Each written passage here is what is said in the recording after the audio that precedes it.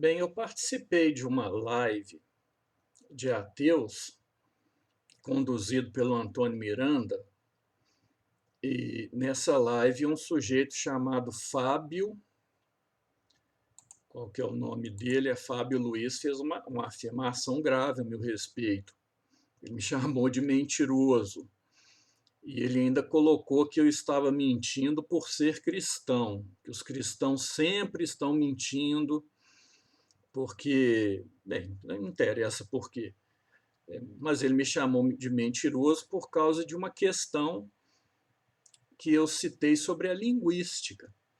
Então eu vou explicar o que eu disse, a acusação que ele fez e dar aqui uma resposta. Mas não se faz isso, Fábio. Pelo amor de Deus, é chamar o sujeito de mentiroso? Será que não passa pela sua cabeça que pode ter sido um engano? Mas não foi nenhum engano. Bem, a questão é a seguinte: a linguagem humana ela possui várias funções. Ela possui a função denotativa, que é uma função de dar nome a objetos. Possui uma função descritiva, que é a função de descrever o estado de coisas, que muitas vezes é chamada também de linguagem literal, apesar da palavra linguagem literal, se não me engano, não é termo técnico, mas as pessoas entendem quando a gente usa o termo linguagem literal. Existem também metáforas e figuras de linguagem, que não é descritivo nem literal, como, por exemplo, quando a gente fala o pé da mesa, né? Mesa não tem pé. É uma linguagem, se não me engano, chama metonímia, é um tipo de figura de linguagem. Existe também uma linguagem analógica, que a metáfora é um tipo de analogia, mas nem toda analogia é uma metáfora, é uma figura diferente. Existe também a linguagem simbólica. Toda linguagem simbólica é uma linguagem analógica, mas existem analogias que não são símbolos. Existem, então, várias formas de usar a linguagem. Vendo a poesia, por exemplo, a poesia não usa a linguagem de forma descritiva nem denominativa, a não ser a filosofia, a poesia concreta, né? E o que eu disse foi que na época em que a Bíblia foi escrita e que os evangelhos foram escritos, não se havia clareza entre a distinção entre linguagem literal e linguagem simbólica. A linguagem era misturada. Quando as pessoas escrevem sobre alguns textos bíblicos e alguns textos bíblicos, dentre outros da antiguidade, a pessoa mistura linguagem descritiva com linguagem figurada, com metáfora, com linguagem simbólica. Isso é comum até nos dias de hoje. Mas apenas nos dias atuais é que essas diferentes funções da linguagem foram esclarecidas através de distinções feitas por teóricos da linguagem, filósofos e cientistas. Então, quando eu disse que no mundo antigo as pessoas não faziam distinção entre a linguagem literal e a linguagem simbólica, vamos pegar só esses dois tipos de linguagem, a linguagem literal e a linguagem simbólica. O que eu estava querendo dizer é que elas não tinham consciência do que elas estavam fazendo. Elas não tinham essas definições claras em sua mente, como no estado atual tem. Bem, aí ele chegou e me chamou de mentiroso, disse que as funções linguísticas são as mesmas na antiguidade e no mundo moderno e no mundo contemporâneo. De fato são. No mundo antigo as pessoas usavam linguagem literal, linguagem simbólica e metáforas e analogias, e no mundo atual continuam usando. Agora, são duas coisas diferentes. Em primeiro lugar, a clareza conceitual. No mundo antigo não existia essa clareza conceitual, a não ser em Aristóteles, que mostra que tem uma clareza desses diferentes níveis de linguagem, quando ele fala dos diferentes níveis de predicação do ser, e Santo Agostinho também tem uma teoria da linguagem, ele mostra saber bem o uso dessas distinções, bem como de poetas requintados de outras épocas, sabe trabalhar com a linguagem metafórica. Na população em geral e em escritores de uma forma geral, essas distinções não estavam claras. Os evangelistas e escritores bíblicos, eles misturam linguagem literal com linguagem simbólica, com metáfora, com metonímia, com analogia, sem ter muita clareza dessas distinções.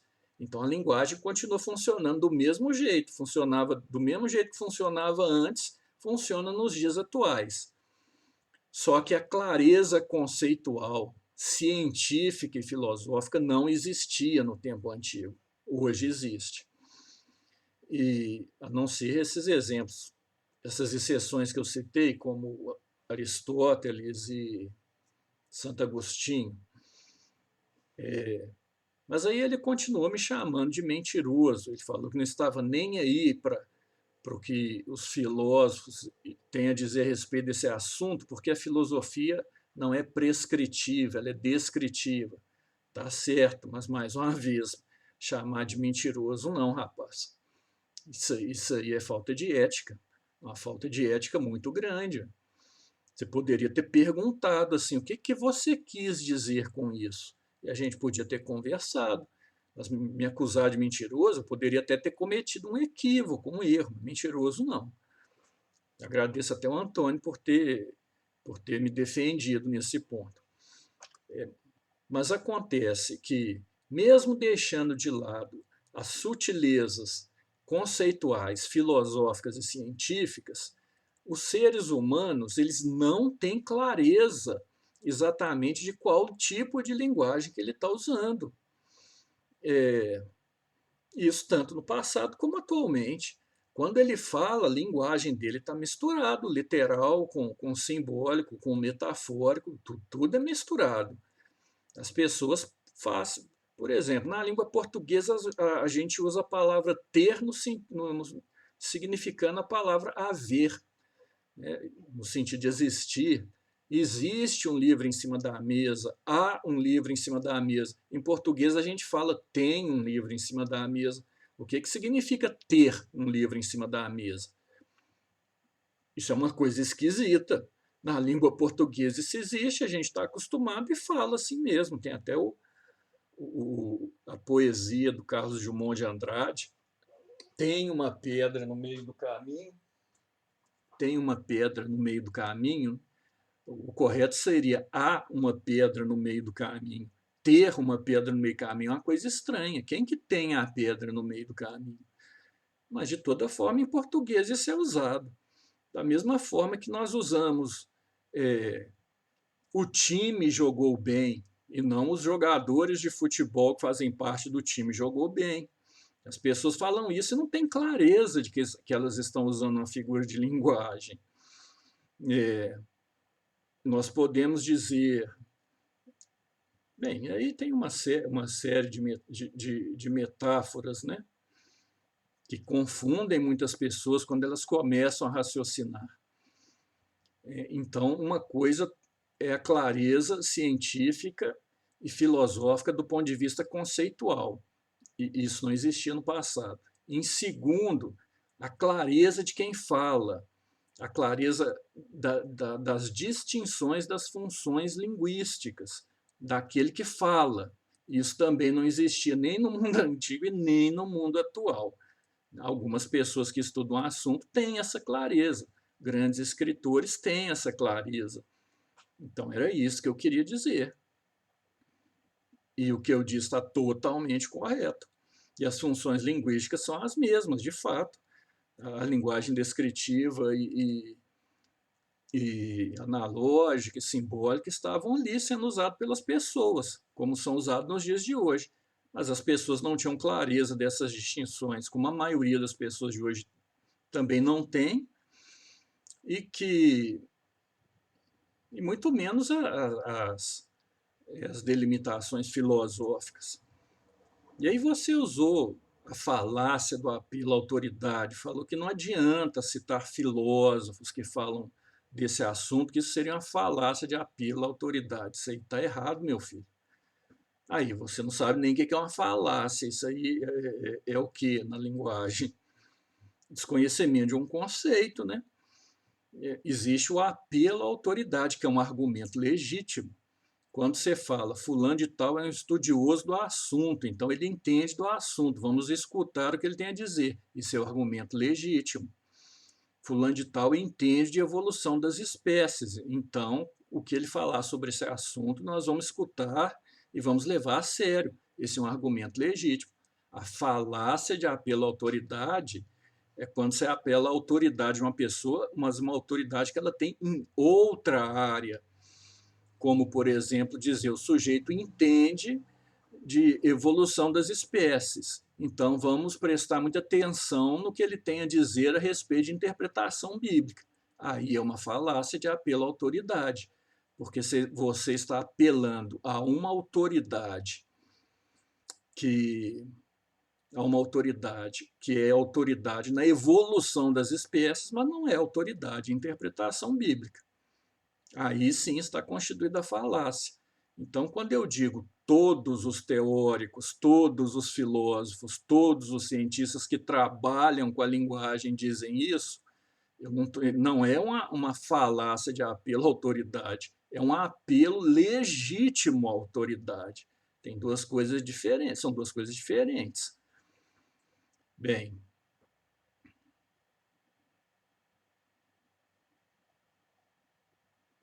não sei se tem mais algo a dizer. É só para tomar cuidado, né? Chamar a pessoa de mentiroso. Você chegou na live falando assim, eu estudo muito esse assunto, então eu sei do que estou falando. Bem, você não entendeu o que eu estava falando, então o que mostra que a sua capacidade de discernimento do uso da linguagem está prejudicada. Você não entendeu nem o que eu estava falando, você mesmo é um exemplo de que nem sempre as pessoas têm consciência dos diferentes graus de diferença da linguagem e do uso da linguagem. E outra coisa, você fala do uso descritivo e do uso prescritivo. De fato, para estudar a linguagem, nós usamos a descrição. Principalmente o Wittgenstein procurava usar uma distinção, uma descrição parecida com a fenomenologia, mas ele mudou algumas coisas. Então, a descrição é uma coisa, mas existe sim um uso prescritivo. Quando uma pessoa vai interpretar a Bíblia, você tem que prescrever o método, você tem que falar, você tem que tomar cuidado para não confundir linguagem literal com linguagem analógica. A prescrição existe, é importante sim. A pessoa que interpreta a Bíblia de forma literal, ela está cometendo um erro. Então, vale a pena a prescrição, sim. Esse método seu é errôneo. As pessoas não escreviam dessa forma. Elas não estavam fazendo jornalismo. Elas não estavam registrando fatos históricos no sentido que hoje nós registramos fatos históricos. Elas não estavam escrevendo biografia no sentido que hoje nós escrevemos biografia. A concepção de linguagem era diferente. O uso da linguagem era diferente, os processos cognitivos eram os mesmos. Então, toma cuidado ao chamar alguém de mentiroso, né? Aí uma outra moça lá falou que não é bom falar mentira, não. Era melhor falar uma dicotomia cognitiva. Deixa eu ver se foi isso que ela disse. Bem, ela usou o termo dissonância cognitiva, que é um termo muito conhecido na psicologia. Também não é dissonância cognitiva. A informação que eu estava passando está corretíssima, não tem erro nenhum, e não formou nenhuma dissonância cognitiva. Isso aí já é um julgamento seu da minha pessoa. Você nem me conhece, então como que você vem afirmar que é uma dissonância cognitiva, meu Deus do céu? A dissonância cognitiva, ela explica lá, eu vou colocar o link do vídeo, ela explica de uma forma um pouco correta, mas um pouco simples, né? É como se a pessoa separa no cérebro, essa explicação dela, duas áreas diferentes e essas áreas entram em conflito uma com a outra, cometendo uma dissonância. Mas não é o meu caso de jeito nenhum. Eu tenho plena consciência que a linguagem literal da Bíblia surgiu no século XIX e que a interpretação bíblica anterior e também posterior não usa a linguagem literal, a não ser em algumas escolas evangélicas, em algumas teologias evangélicas que surgiram com o fundamentalismo bíblico. Então, também não é dissonância cognitiva, é uma informação verdadeira. Então, quando você usa o termo dissonância cognitiva, deixa eu ver o nome da moça aqui. Bem, não vi o nome dela, não estava escrito. Ela foi educada, mas não me xingou de mentiroso, mas também falar que foi uma dissonância cognitiva tá falso. Isso aí é como dizer assim, ela até começou falando assim, eu entendo pelo que você passa, porque os religiosos, etc., como se ela fosse superior a mim, que entendesse bem muito minha mentalidade. Mas acontece que eu fui ateu, gente. Eu fui ateu durante vários anos. E eu deixei o ateísmo por causa do estudo, não foi por causa. Foi questão de fé, não, foi por causa do estudo. Estudei filosofia da ciência, depois estudei filosofia da linguagem, que me levou à psicologia da linguagem, que me levou aos estudos literários, que me conduziu de volta à filosofia da linguagem, e vi que o ateísmo não tem fundamento. O fundamento filosófico do ateísmo é extremamente pobre. O fundamento filosófico do ateísmo, o fundamento científico do ateísmo é de uma pobreza abissal. Foi isso que me fez abandonar o ateísmo. Foi estudo. Isso não quer dizer que eu virei cristão na época, não. Eu fiquei agnóstico, mas em pouco tempo também percebi que agnosticismo tem um fundamento filosófico fraquíssimo. Também não vale muita coisa, não. A questão é outra e bem mais complicada. Então não vem querer dar uma de superior a mim. Eu também, em momento algum, disse que era superior a ninguém. Também não cheguei dando carteirada, falando assim, olha, gente, meus diplomas são esses, minhas pós-graduações são essas aqui, né, esses aqui são as pessoas que eu conheci, com quem tive contato, com quem eu conversei, para não ficar dando carteirada, né? Eu acho uma coisa feia, ainda mais no YouTube. Essas carteiradas é para você conseguir emprego em universidade, olhe lá. Para que mais? Para dar palestra, para essas coisas assim, você dá carteirada. Você tem que mostrar suas credenciais. Eu acho ridículo mostrar todas as credenciais, né? Diz, bem, diz apenas que estudou aquela área específica e dá lá a palestra e dá aula, se for o caso. Agora, no YouTube não faz muito sentido, né? Eu chegar lá e falar assim quantos anos eu estudei, apesar de eu falei em outros vídeos aqui, mas falar assim quantos anos que eu estudei esse assunto, quais os teóricos que eu li, o que eu escrevi sobre o tema, quantas palestras que eu fiz sobre esse assunto, em quais universidades que eu dei aula, e etc. Quem que eu conheci dessa área. Isso é besteira, não vou falar isso no YouTube. No YouTube eu estou partindo do pressuposto que é para ter um diálogo mais ou menos razoável, né? O YouTube não é academia. Então, vir acusando uma pessoa de mentirosa é grave. Vir acusando de dissonância cognitiva já não é tão grave, né? É só uma postura de quem se coloca superior a outra pessoa, do tipo, eu tenho essas questões bem resolvidas no intelecto. Você não, você tem uma disfunção, uma dissociação cognitiva, porque a sua fé tromba com os dados da realidade, então separa dentro da sua cabeça, a fé fica de um lado, as informações da realidade fica do outro, aquilo ali entra em conflito, que cria uma dissonância cognitiva. Não é o meu caso. Essa moça nem conversou comigo, de onde que ela tirou essa história de dissonância cognitiva? E antes disso, na live também, teve um sujeito chamado Marcos, que ele me tratou de uma forma, no mínimo, sem o menor respeito, sem a menor educação. Ele ficou, inclusive, falando que eu tinha uma religiosidade fanática. Bem, eu vou voltar aqui para escutar as palavras dele, para não ser injusto. Vou dar uma pausa e escutar o que ele disse.